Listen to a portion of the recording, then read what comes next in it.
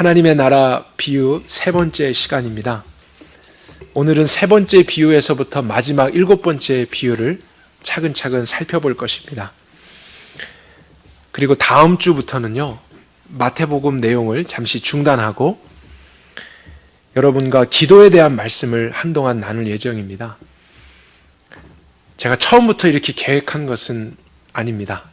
그런데 하나님 나라에 대한 말씀을 저 스스로가 더 준비하고 묵상하고 또 여러분과 함께 나누다 보니까 정말 이 하나님의 나라는 지식만으로는 배울 수 없는 것이구나 하는 것을 강하게 느끼고 있습니다. 우리가 말씀으로 그것을 먼저 깨닫는 것이 필요하지만 정말 이 나라를 볼 수 있도록 하나님이 우리에게 열어주셔야 되고 우리의 마음이 움직여져야 할 것입니다. 영적인 나라이기 때문에 우리의 노력만으로는 불가능한 것이죠. 그래서 기도를 통해서 하나님이 그런 역사를 우리 개인과 가정과 공동체 안에 해주시기를 원하고요. 또 이 시대가 기도하지 않으면 사실은 우리가 생존하는 것도 거의 불가능한 시대 아니겠습니까? 어떻게든지 가라지들과 사단의 많은 유혹과 핍박이 여러 모양에서 우리를 넘어지게 하려고 하고 하나님의 나라를 빼앗아 가려고 하기 때문에 우리가 더 기도에 힘쓸 때가 아닐 수 없습니다. 그래서 다음 주부터 정말 우리가 기도에 대해서 바르게 배워갈 뿐만 아니라요, 기도하는 교회로서 시작할 수 있기를 원합니다. 여러분들 모두 한 주 동안 또 기도해 주시고 하나님께서 그런 은혜를 우리 가운데 베풀어 주시길 바랍니다. 우리 31절, 32절, 33절 세 번째, 네 번째 비유를 먼저 살펴보겠습니다. 예수님께서 또 비유를 베풀어 가라사대 하늘나라 하나님 나라는 마치 사람이 자기 밭에 갖다 심은 겨자씨 하나가 같다. 이는 실로 모든 씨보다 작은 것이었지만 자란 후에는 풀보다 커서 나무가 되어서 공중의 새들이 와서 그 가지에 깃들게 된다. 33절 또 비유로 말씀하시되 하늘나라 하나님 나라는 마치 한 여자가 가루 세대 속에 숨겨 넣어 전부를 부풀게 한 누룩과 같으니라. 이 세 번째, 네 번째 비유에 대한 해석은 크게 부정적인 것과 긍정적인 해석 두 가지로 나뉘어지게 됩니다. 근데 오늘날까지 그 의견이 분분합니다. 분분하다고 하는 것은 경건하고 또 복음적이고 신뢰할 수 있는 분들이나 그렇지 않은 사람들 어느 한쪽으로 편중되지 않게 부정적인 해석이나 긍정적인 해석으로 나누어져 있다는 사실입니다. 그래서 먼저 부정적인 해석을 우리가 살펴보게 되면요, 겨자씨 비유에서 겨자씨가 나중에 커서 나무가 되고 거기에 새들이 깃든다 그랬었죠. 그런데 씨 뿌리는 자 첫 번째 비유에 볼 때 예수님이 새를 그 말씀을 빼앗아가는 마귀로 설명해 주셨습니다. 그래서 공중의 새들이 와서 둥지를 트는 것은 좋은 의미가 아닐 것이다 하는 주장이 부정적인 견해입니다. 그래서 하나님 나라에 좋지 않은 영향이 들어와서 사단의 통제와 영향을 받게 되는 일이 있다, 이렇게 보는 입장이고요. 또 누룩 비유에서도 33절을 볼까요? 한 여자가 가루 세대 속에 숨겨 넣었다, 이렇게 되어 있습니다. 그래서 여자가 은밀하게 숨겨 놓은 것, 이것은 마치 계시록 같은 곳에서도 음녀나 또 이세벨의 공격이 교회를 향해서 있는 것과 같은 그런 메시지일 것이다 해서 숨겨둔다, 좋지 않은 어감으로 이것을 보는 견해입니다. 그리고 누룩이라고 하는 것은 성경 전체에서 한 번도 좋은 예로 상징된 적이 없습니다. 그래서 이런 것도 교회에 들어온 좋지 않은 영향이나 신학이나 사상이나 운동과 같은 좋지 않은 것으로 전체에 영향을 주는 그런 것일 것이다 하는 이런 해석이 있습니다. 두 번째로 긍정적인 해석을 우리가 생각해 보면은요, 겨자씨 비유를 생각할 때 이때에 새들이 깃든다고 했는데 이 비유에서 예수님이 직접 사단을 상징한다고 말씀하신 것은 없기 때문에 첫 번째에서 상징했던 것을 굳이 연결시킬 필요는 없다라고 주장을 합니다. 그래서 단순히 문자적으로 겨자씨가 처음에는 작은 것이었지만 그 안에 있었던 생명력 때문에 나중에는 어떤 것보다 큰 식물이 되고 거기에 새들도 와서 쉴 수 있도록 보금자리를 만들게 된다. 이렇게 보는 견해입니다. 그리고 마가복음 5장 30절에 보면은 겨자씨 비유가 한 번 더 언급됩니다. 같은 것이지만 조금은 다르게 기록되어 있는데요. 심길 때에는 땅 위의 모든 씨보다 작은 것이지만 자라나서는 모든 식물보다 더 크게 된다 하는 확장성을 강조하는 메시지로 긍정적인 이미지를 예수님이 사용하셨습니다. 그 누룩의 비유에 대해서도 긍정적인 해석을 살펴보면요. 먼저 앞에서 겨자씨를 뿌리는 것은 남자가 밭에서 씨를 뿌리는 것을 이야기했다면 누룩 비유는 여자가 집안에서 일을 하는 것에서 비유된 것입니다. 그래서 남녀가 대칭을 이루고 있는 것으로만 그냥 보는 것이죠. 꼭 여자이기 때문에 부정적으로 보는 것은 추측일 뿐이다. 이렇게 생각을 하는 견해입니다. 그리고 밀가루 석대 거기에 누룩을 넣어서 빵을 만든다고 했는데 오늘날 단위로 하면 한 24리터 정도, 5갤론에서 한 6갤론 정도 됩니다.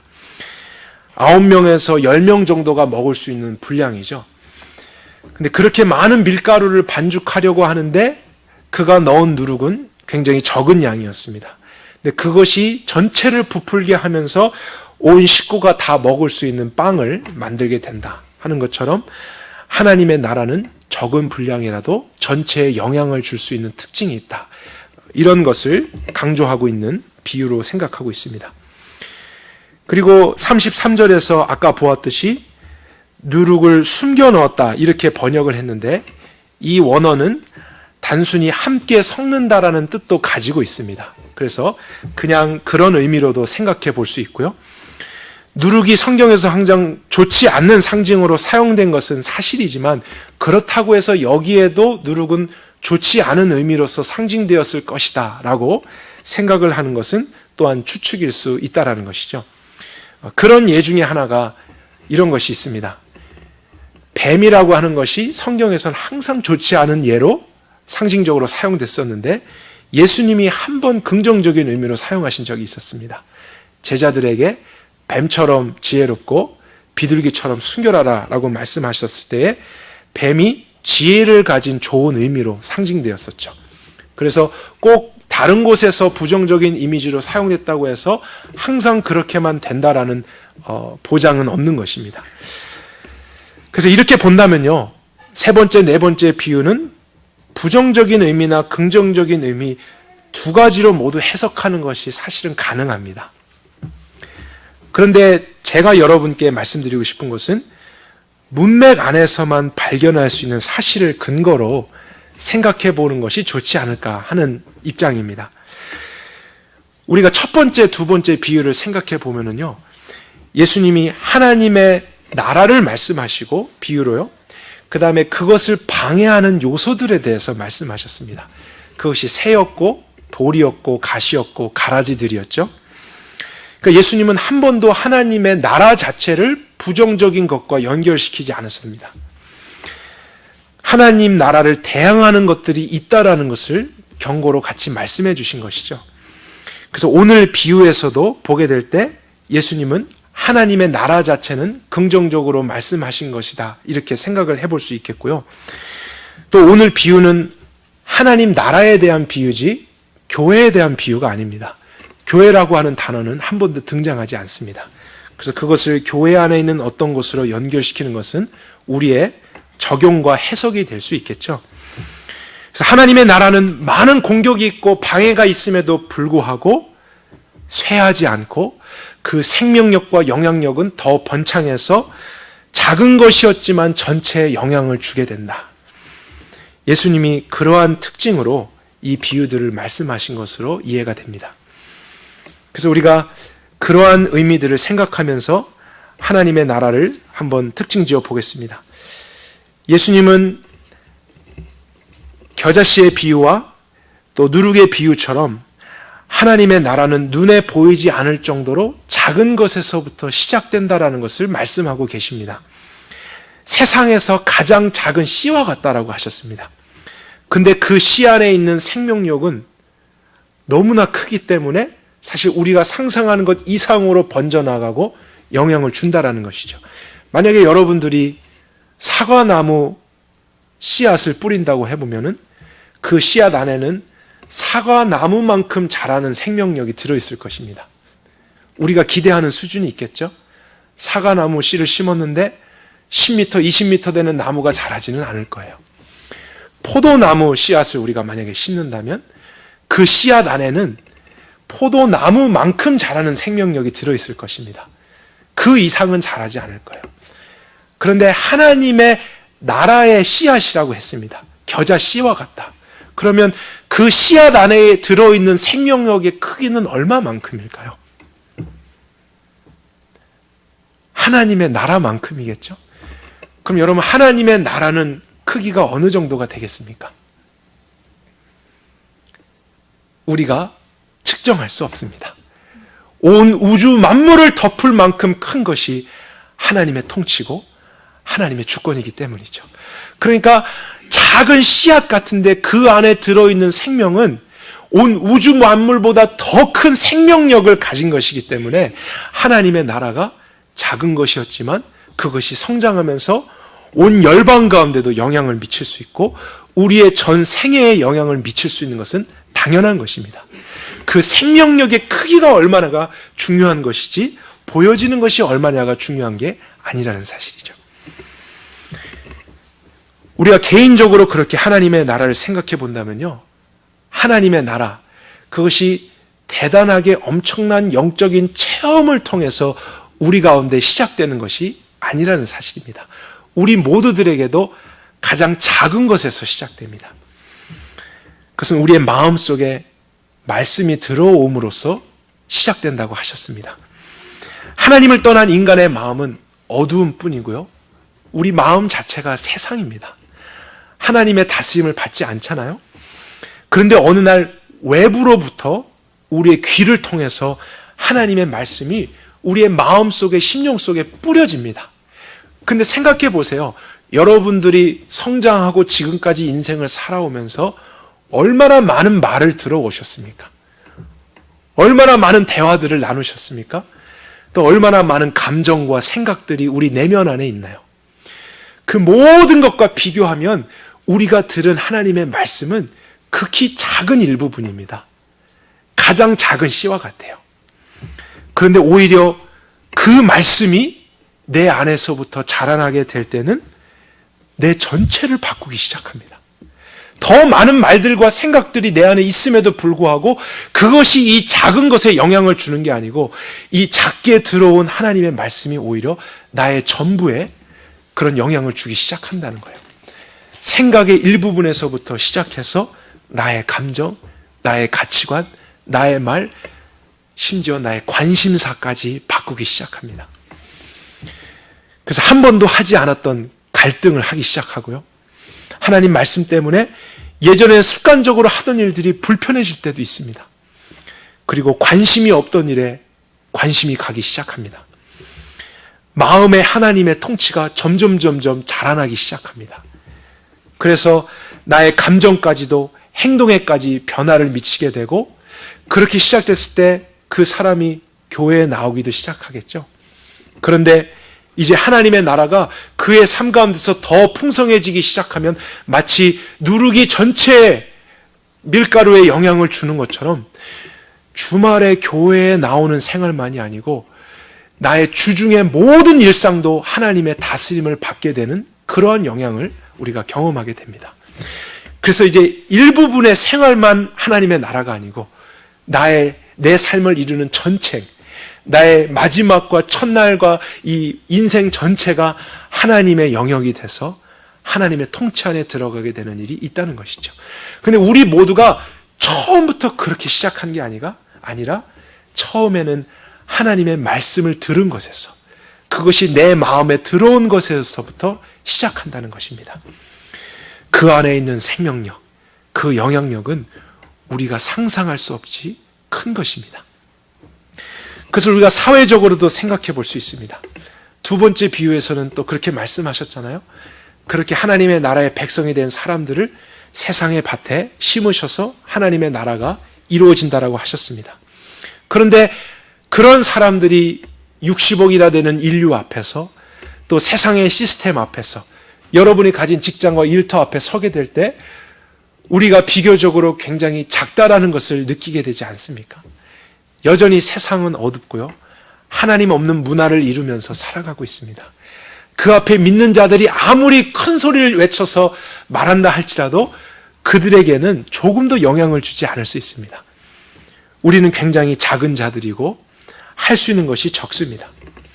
그런데 이런 사람들이 겨자씨처럼 누룩처럼 작은 모습으로 가정 가운데, 일터 가운데, 세상과 사회 가운데 심겨졌는데 그들이 하나님의 다스림 속에서 순종하고 믿음의 삶을 살기 시작하면요, 갑자기 그들의 삶에 영향력이 나타나기 시작합니다. 우리가 의도한 것 이상으로 자라나기 시작합니다. 그래서 나와 함께하는 사람들이 내 삶 속에 실질적으로 역사하는 하나님의 손을 보게 되고 그들이 어느 날 우리를 찾아오기 시작합니다. 그리고 우리가 하는 말에 그들이 영향을 받기 시작합니다. 세상의 기준으로 보면은 접근할 수도 없는 관계에 있는 사람도 우리 삶 속에 임한 하나님의 나라를 보면서 놀라기도 하고 하나님을 경험하기도 합니다. 그래서 우리의 가정과 우리가 속한 사회가 여러분이 심겨짐으로써 말미암아 점점 생명을 얻게 되고 영향 가운데 같이 들어가게 되는 일이 있다는 사실이죠. 근데 이런 사람들이 전색을 향해서 뻗어나가서 하나님의 역사를 경험한다고 생각해 보십시오. 여러분, 한 사람의 인생이 한 민족을 바꿀 수도 있습니다. 한 사람의 인생이요, 한 시대를 바꿀 수도 있습니다. 그것이 안 믿겨지십니까? 근데 여러분이 한국 사람이라면 그것을 믿어야만 합니다. 왜냐하면 우리는 그러한 하나님의 일하심의 역사적인 증거를 가진 사람들이기 때문에 그렇습니다.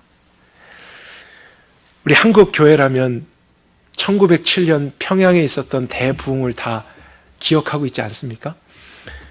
그런데 사실 그 대부흥이라고 하는 것은 열매와 같은 것이고요. 그것이 시작되기 훨씬 이전부터 굉장히 작은 곳에서 이런저런 움직임들이 있었습니다. 이제 그것이 확장돼서 나타난 것이 1907년의 사건이었죠. 그 내용들은 잘 알려지지 않았고 많은 사람들이 모르고 있습니다. 예를 들면 1886년에 영국인 로버트 토마스라고 하는 선교사님이 중국에서부터 배를 타고 이제 북한 쪽이죠. 그 대동강변 쪽으로 오기 시작합니다. 성경을 번역된 것을 싣고 와서 이제 나눠주고 사역을 하기 위해 온 것이죠. 어쩌면 그는 마음속에서 더 많은 것을 할 것이라고 기대했을지 모르겠습니다. 그런데 결과는 그 배가 대동강변에 도착하자마자 공격을 받아서 불에 타기 시작했고요. 그리고 선교사님은 그 강변가에서 비참하게 참수형을 당해서 바로 죽게 됩니다. 그래서 토마스 선교사님이 한국의 최초의 순교자였습니다. 그래서 그러한 인생, 아무것도 해보지 못하고 그렇게 죽은 것처럼 보여졌겠지만 우리의 역사 속에 있는 그런 사실들을 생각해 본다면 그가 심으려고 했던 하나님의 나라가 온 조선 땅 전체에 영향을 주는 하나님의 놀라운 생명이 됐다라는 것을 알게 됩니다. 예를 들면 토마스 선교사님을 직접 참수시켰던 박충권이라는 사람이 있었습니다. 근데 선교사님이 그가 그런 일을 하기 전에 성경을 나눠줄 기회가 있어서 그것을 손에 쥐어주었고요. 그가 선교사님을 죽이긴 했지만 나중에 돌아가서 그 성경책을 보기 시작합니다. 그랬는데 하나님께서 그 마음을 움직이셔서 그가 예수님을 믿기 시작했고 안주교회라고 하는 곳에 리더가 되었으며 나중에 평양교회 장로가 됩니다. 그래서 그 부흥이 일어났을 때 리더로서 함께 역할을 하는 그런 사람까지 되게 된 것. 한 사람의 생명이 또 다른 생명으로 열매를 맺게 되는 증거가 아닐 수 없는 것이죠.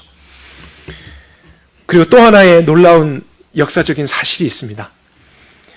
토마스 선교사님이 순교하기 전에요, 또 12살 먹었던 최치량이라고 하는 어린 소년에게 성경책 3권을 주어주었습니다. 그리고 나서 그는 그것을 가지고 이제 달아났었죠. 그 당시 성경은 읽으면 안 되는 금서로 취급당했기 때문에 그것을 가지고 있다가는 처벌을 받게 됩니다. 그래서 12살 소년이 두려움도 있었고 아직 어렸기 때문에 그것을 어찌할 바를 몰라서 그 당시 영문 주사였던 박영식이라는 사람에게 3권의 성경책을 넘겨주었습니다. 그는 예수님을 믿지 않는 사람이었어요. 근데 1800년도에 얼마나 종이가 귀합니까? 그래서 그가 그 책을 받아들고 했던 것이 집에 도배할 일이 있었는데 종이가 생긴 거예요. 그래서 성경책을 찢어서 온 집안을 성경으로 도배를 하기 시작합니다. 그 다음에 무슨 일이 일어났을까요? 여러분, 이것은 영화에 나오는 이야기가 아닙니다. 우리 대한민국 땅에 하나님이 하신 역사적인 사실이라고요. 성경책을 찢어서 도배를 했는데 무료했던 그 사람이 어느 날 벽에서 성경을 보고서는 마음의 감동을 받습니다. 그리고 이제 자기의 집을 오픈해서 교회로서 모일 수 있게 해줍니다.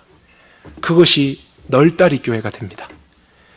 그리고 나중에 널다리 교회가 조금 성장해서 장대제 교회가 되고요. 장대제 교회가 조금 성장해서 장대현 교회가 됩니다. 여러분, 장대현 교회 들어보셨죠? 그 교회에서 1907년에 1월달 사경회를 하던 중에 갑자기 회개하는 일들이 일어나면서 그것이 전국적으로 번져나기 시작합니다. 그래서 성령님의 강력한 일하심 안에서 그렇게 어둡고 소망 없던 조선 땅에 하나님의 부흥의 역사, 그분의 나라가 임하기 시작합니다. 그분의 통치를 받기 시작합니다. 사람들이 죄를 버리기 시작합니다. 그래서 그 지역이 정화되기 시작하고 사람들이 죄로부터 자유함을 얻으며 거룩함을 추구하게 됩니다. 이러한 놀라운 역사, 여러분, 세계가 이런 역사를 읽을 때 깜짝 놀랍니다. 그런데 그것이 바로 우리 조국인 대한민국 땅에 있는 역사라고요.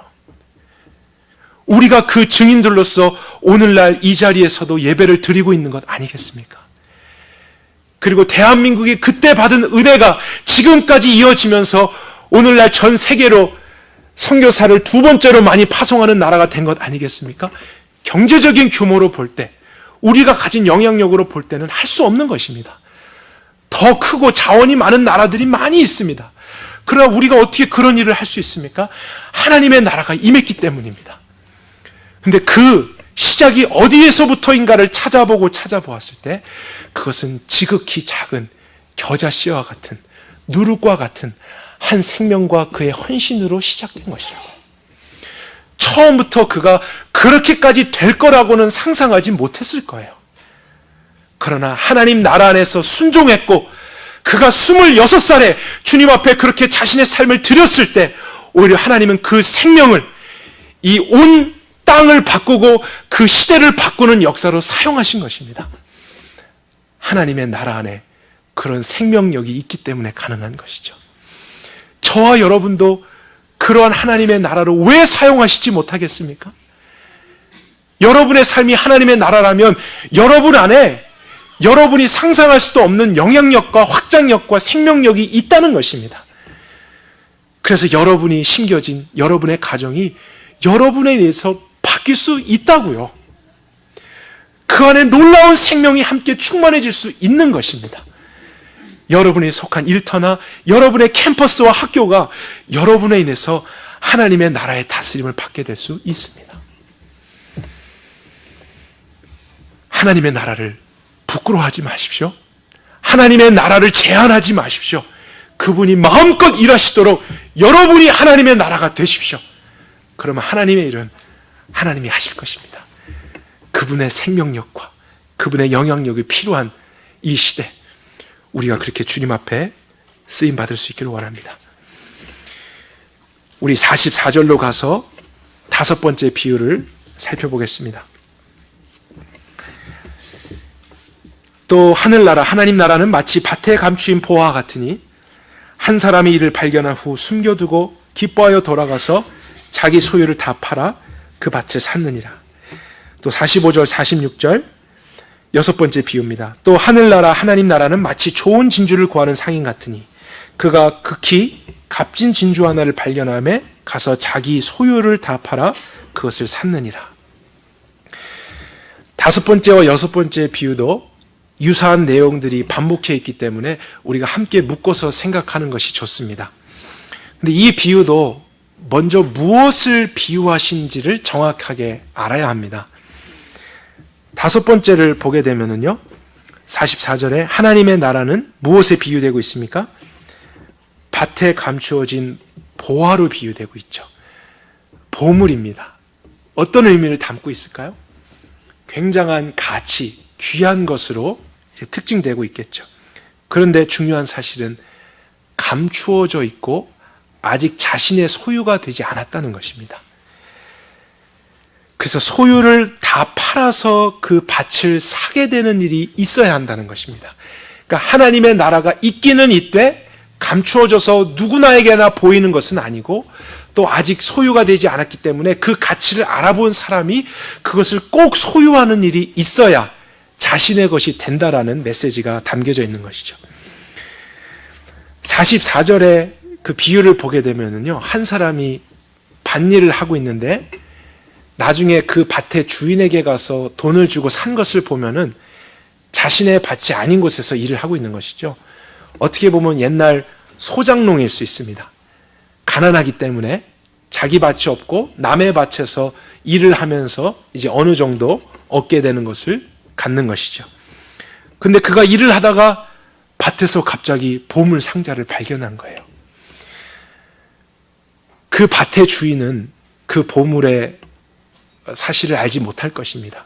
그의 것이 아닐 것입니다. 왜냐하면 그것을 알았더라면 아무나에게나 밭일을 하도록 시키지 않았겠죠. 그러니까 옛날 시대를 우리가 생각해 볼 필요가 있습니다. 땅의 경계도 모호하고 또 전쟁도 있고 여러 복잡한 상황이 있어서 사람들이 귀중품이나 보물 같은 것을 땅속에 묻어뒀는데 나중에 또 없어지게 되고 죽게 되고 주인을 잃어버린 그런 귀중품이나 보물들이 여러 곳에 있었을 거예요. 그래서 그런 은밀한 곳에 있었던 것을 다시 덮어두고 전 재산을 팔아서 그 밭을 사게 되죠. 예수님이 하나님의 나라는 밭에 감추어진 이런 보화와 같다라고 비유하셨습니다. 저절로 주어지는 것이 아니고 대가를 지불하고 소유해야 된다라는 것을 강조하고 계시죠. 분명히 공존하고 있지만 그것을 보지 못하고 알지 못하는 사람들이 있습니다. 그러나 그 가치를 알아본 사람은요, 억지로가 아니고, 우리 44절을 다시 한번 볼까요? 굉장히 중요한 단어 중에 하나는 숨겨두고 기뻐하여 돌아갔습니다. 그래서 자신의 재산을 파는 것인데 그것을 기쁨으로 하는 사람, 자원해서 하는 사람이에요. 그래서 하나님의 나라를 소유하게 될 때에는 이러한 기쁨이 있다라는 것을 말씀하십니다. 하나님의 다스림을 받는 삶이 기쁜 것을 알아야 한다는 거예요. 그것이 싫은 게 아니고 답답한 것이 아니고 힘든 것이 아니고 하나님의 다스림과 통치를 받는 게 이렇게 좋은 것이구나. 그래서 그가 요청하는 것은 무엇이냐면, 하나님, 내 삶의 일부만이 아니고 내 전부를 다스려 주십시오. 나의 모든 것을 간섭하시고 통치해 주십시오. 그것이 이렇게 좋은 것인지 몰랐습니다 하면서 자신의 모든 것을 주님께 드릴 수 있는 사람, 그 사람이 하나님의 나라를 소유하게 된다는 거예요. 그러니까 하나님의 나라는 억지로 굴복을 시키는 나라가 아닙니다. 얼마나 좋은 것인지를 알아야 믿음으로 실현될 수 있는 영적인 나라입니다. 그리고 여섯 번째 비유도 한번 볼까요? 45절, 46절. 이 비유는 여러분과 같이 한번 자세히 보기를 원해요. 일반적으로 하나님의 나라가 진주와 같다라고 사람들이 알고 있는데 예수님이 뭐라고 비유하셨습니까? 진주가 아니고 진주를 구하는 상인과 같다라고 하셨죠. 꼭 그렇게 보셔야 됩니다. 그렇다면 하나님 나라가 진주 상인입니다. 그래서 직접 좋은 진주를 찾아 나선다라고 보아야 됩니다. 앞에 있는 비유하고 이제 입장이 바뀐 것입니다. 앞에 것에서는 하나님 나라가 값지고 보화로운 것이었기 때문에 내가 대가를 지불하고 얻어야 되는 특징이 있었다면, 여섯 번째 비유에서는 하나님의 나라가 직접 진주를 찾아서 와서 값을 지불하고 산다. 이렇게 말씀하셨어요. 그러면 우리가 그 해석을 이렇게 볼 수 있겠죠? 하나님의 나라라고 하는 것, 그 나라의 주인인 아버지께서 자녀될 자들, 또 하나님의 백성이 될 진주들을 찾아오시고 그들을 구원하신다. 그들을 위해서 대가를 지불하신다. 이런 것으로 생각해 볼 수 있습니다. 그래서 5번째, 6번째 비유를 종합해서 정리해 보면요. 첫 번째가 하나님의 다스림, 하나님의 통치, 하나님 나라의 구원이 좋은 것임을 발견한 사람이 기쁨으로 돌아가서 어떻게든지 그 삶을 살기 위해서 대가를 지불하고 자신의 것으로 소유하는 것. 그런 개념과 하나님께서 직접 구원하시고 다스릴 자들을 찾아오시고 그들을 위해서 대가를 지불하시는 특징. 이것이 함께 만나는 곳에 하나님의 나라가 있다. 예수님이 그렇게 설명하신 것입니다. 하나님의 나라는 그것을 찾는 사람과 찾으시는 분이 함께 만나는 곳에서 이루어지게 되어 있습니다.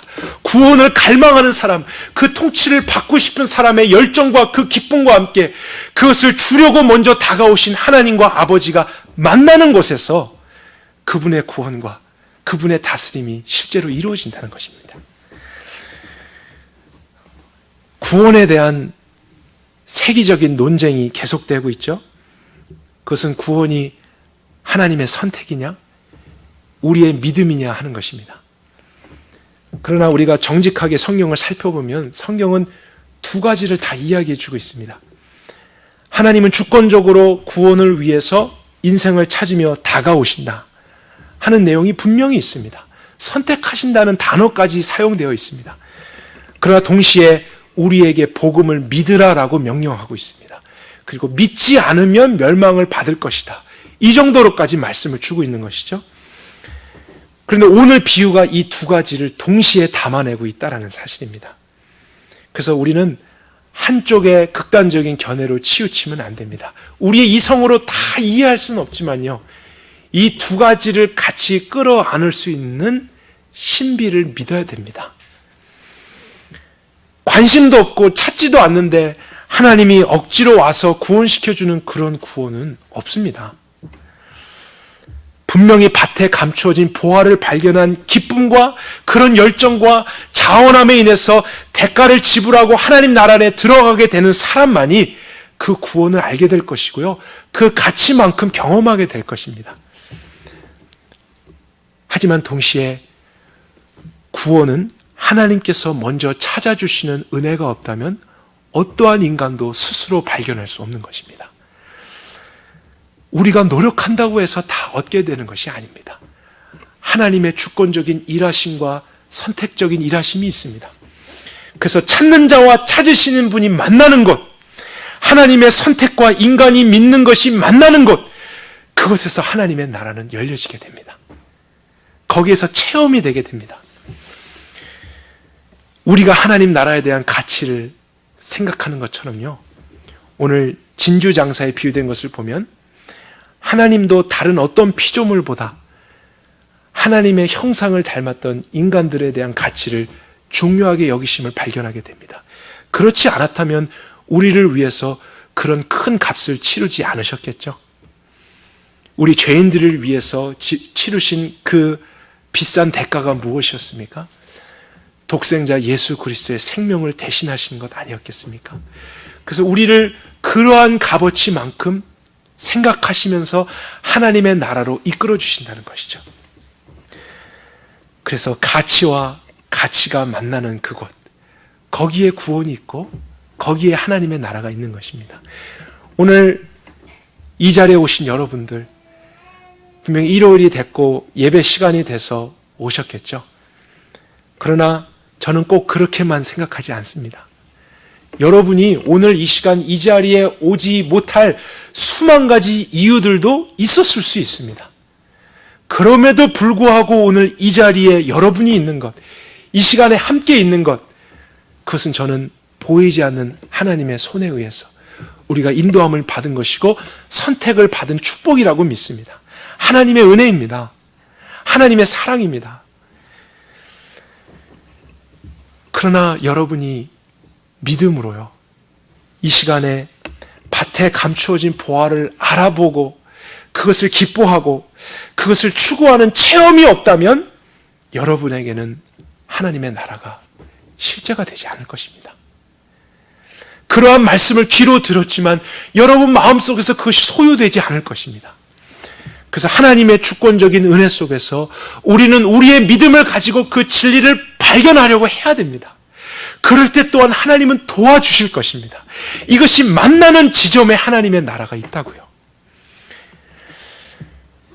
그래서 밭에 땅을 일구는 소작농을 생각해 볼 때 그가 그곳에 감춰졌던 보화를 발견하지 못한다면 평생 그 밭만 일구다가 결국에는 그 세상의 밭과 함께 잊혀지는 존재로 살아가겠죠. 그러나 그가 그 밭을 발견했을 때 너무나 기뻐서 아무에게도 들키고 싶지 않아 자신의 집에 몰래 돌아간 것입니다. 그리고 자기의 전 재산을 팔아서 그것을 사려고 했겠죠. 근데 가난한 사람이 무슨 돈이 있어서 그것을 살 수 있었을까요? 저는 상상을 해봤습니다. 아마도 돈이 될 만한 모든 것은 다 팔아서 그 비용을 마련하려고 했을 거예요.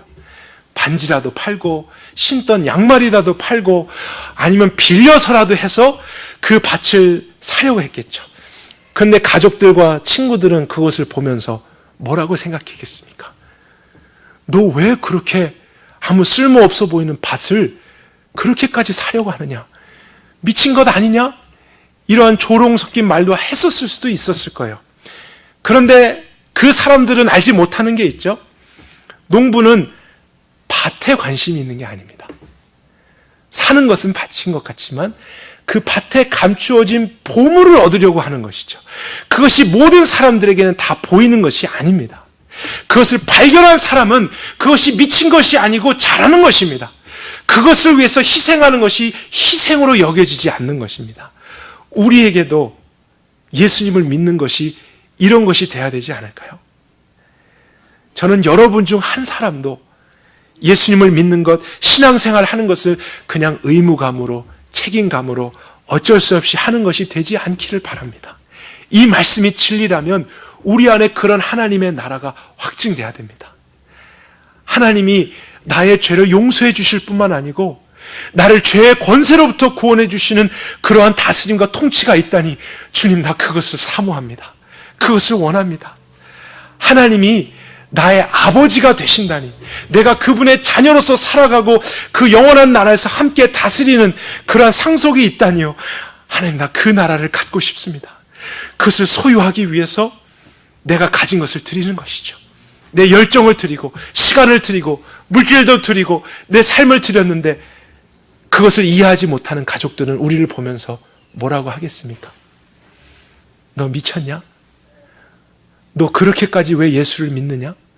무엇이 부족해서 무엇을 얻고 싶어서 그렇게 하느냐? 근데 그럴 때 우리가 뭐라고 대답해야겠습니까? 내가 정말로 얻으려고 하는 것은 이 세상에 있는 어떤 것이 아니고 그 안에 감추어진 하나님의 나라입니다. 나는 그 영혼을 얻고자 하는 것입니다. 내가 주님 앞에 드리는 것, 이것은 손해가 아닙니다. 희생이 아닙니다. 정말 위대한 가치입니다. 그래서 예수님 믿는 것이 너무 좋고요. 주일날 교회에 오는 것이 기쁜 것입니다. 여러분 정말 그 기쁨이 있으십니까? 그것이 기다려지십니까? 우리 마음에서부터 하나님의 나라가 그렇게 소유되어야 됩니다. 그 가치를 꼭 알아봐야 됩니다. 여러분, 그래서 저는 정말 기도하길 원해요. 물론 다음 주부터 우리가 공동체적으로 하겠지만 저는 개인적으로도 우리가 이런 말씀만 듣고 돌아가서는 안 됩니다. 하나님, 말씀에서는 이런 기쁨이 있어서 그것이 자원적으로 된다고 했는데 나의 삶에도 주님을 따르는 삶이 기쁨으로 되어지게 해주십시오.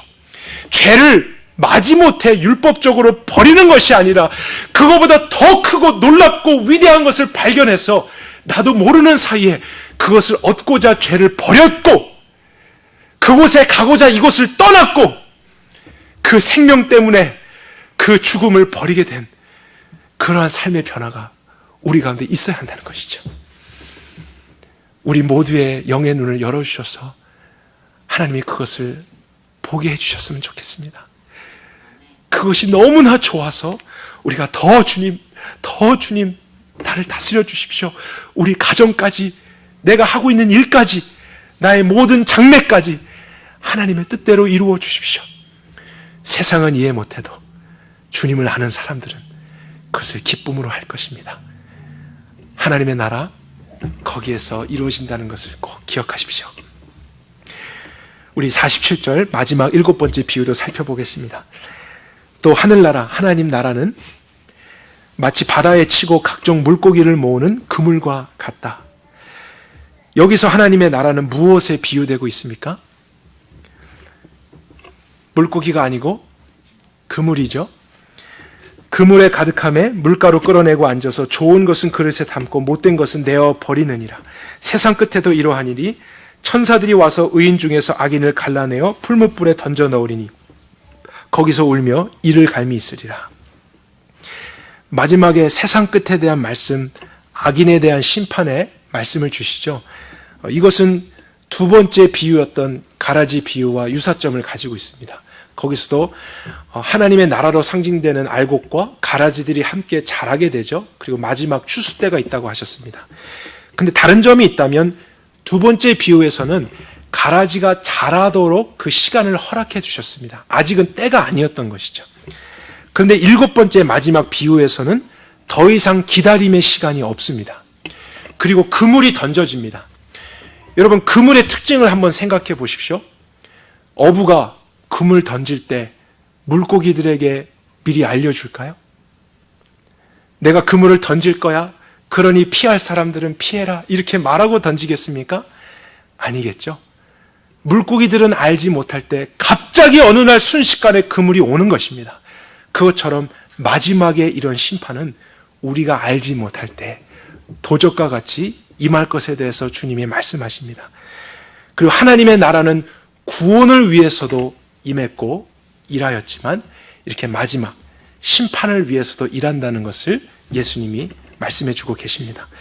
이때에 잡혀진 나쁜 물고기에게는 더 이상의 기회가 없습니다. 그는 나쁜 물고기 그대로 버려짐을 당하게 되는 것이죠. 그래서 이 날이 오기 전에 반드시 모든 사람은 이 땅에 임한 하나님의 나라를 보아야 한다는 것입니다. 들어가야 한다는 것입니다. 이 날이 도적같이 이르기 전에 그 나라를 추구해야 한다는 것이죠. 하나님의 나라는 알면 더 좋고 몰라도 괜찮은 그런 개념이 아닙니다. 우리가 그리스도인이라면 반드시 이 나라가 보여야 하고 느껴져야 하고 그 나라 안에서 오늘 하나님과 함께 살아야 됩니다. 현재적으로 오늘 여기에서 들어갈 수 있는 그 나라, 오늘 저와 여러분들에게 더 온전하게 임하고 우리가 그 나라 안에서 참된 신앙생활을 할 수 있길 바랍니다. 여러분, 하나님의 나라를 제한하지 마십시오. 여러분이 하나님의 나라라면 여러분을 통해서 여러분의 가정은 반드시 변합니다. 여러분을 통해서 여러분의 일터는 변합니다. 이 교회, 이 지역 사회에 비교했을 때 얼마나 작은 누룩 같고 겨자씨 같겠어요? 그러나 하나님이 하나님의 나라의 말씀을 주시고 우리를 이 지역에 심으셨다면 이 교회 때문에 이 지역은 변하는 것입니다. 우리는 그것을 믿고 나아가야 됩니다. 하나님의 나라는 그런 생명력과 영향력이 있는 것이죠. 그 마지막 때가 이를 때까지 우리는 그런 주님을 바라보고 순종하며 인내로 결실하게 될 때 하나님이 우리의 삶을 통해서 우리의 전 인생을 통해서 영광을 받으시고 마지막에 그 영원한 나라로까지 우리를 인도해 주실 것입니다. 우리에게 이런 놀라운 말씀 또 진리의 소망 주신 하나님께 감사와 찬송을 드립니다. 함께 기도하겠습니다.